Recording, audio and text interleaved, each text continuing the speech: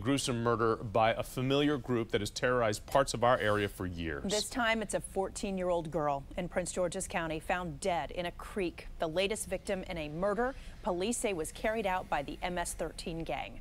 Maryland Bureau Chief Brad Bell live tonight with the arrests that were just announced in this case. Brad? Yeah, yet another story that speaks to the brutality of this gang. I want to get to it right now. Bring up the pictures on the screen. Police announcing the arrests of 3 young people. You can see them there. That girl accused 14 years old. The other young men 16 and 17 years old, all members of MS-13. We can also show you the face of the victim. She too was a member of MS-13. She is 14-year-old Hernandez-Nucamendi. She had been a part of this group. Police telling us that the 4 of them with another suspect committed a crime in the district. The others were afraid that Diaz was going to rat on them, and so they killed her and dumped her body in a creek about a month ago. Obviously, once again, a very brutal attack. And once again, as I discussed another time in front of the cameras, this is not 2 gangs that are warring with each other.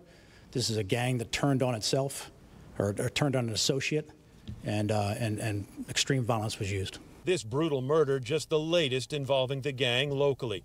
Just 2 weeks ago, the body of a teenaged boy missing from Frederick was found in the Potomac near Key Bridge. His hands had been cut off. His murder believed to be gang-related.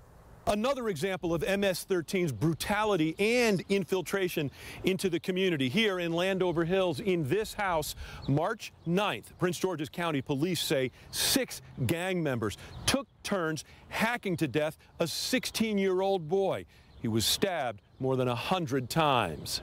Most we approach today are unwilling to speak publicly about MS-13. This woman allowing us to record only her voice, saying when she sees evidence of the gang, she heads the other way. It's scary. It is scary as to what's happening. Makes me want to lock the door even more. This neighbor calling the gang's presence frightening. It never happened like this in my day when I was growing up. Didn't have to live in fear. But now, I tell you what, we have a crisis as a nation. Now, one thing Prince George's County Police want to make clear today is this victim was actually a part of the gang. Once again, as you heard them say, this is a gang turning on its own members. At Prince George's County Police Headquarters, Brad Bell, ABC 7 News. Brad, thanks for